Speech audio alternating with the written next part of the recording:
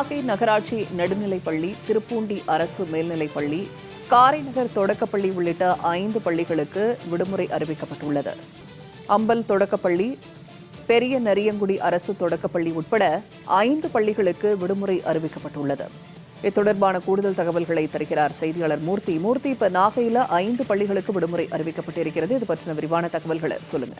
வணக்கம் பூர்ணிமா.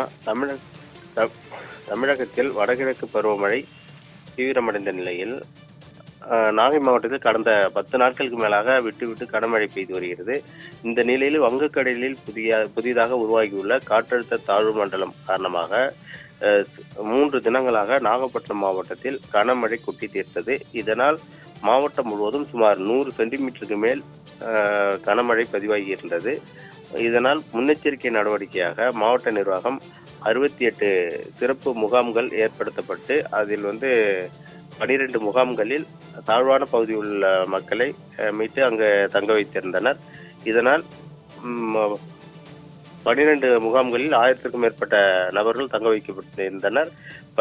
பள்ளியில் தங்க வைக்கப்பட்டுள்ள காரணத்தினால் நாகப்பட்டினம் நகராட்சி நடுநிலைப்பள்ளி, திருப்பூண்டி அரசு மேல்நிலைப்பள்ளி, காரைநகர் தொடக்கப்பள்ளி, அம்பல் தொடக்கப்பள்ளி, பெரிய நெருங்குடி அரசு தொடக்கப்பள்ளி உள்ளிட்ட 5 பள்ளிகளுக்கு மட்டும் இன்று விடுமுறை அளித்து மாவட்ட முதன்மை கல்வி அலுவலர் சுபாஷினி தெரிவித்துள்ளார்.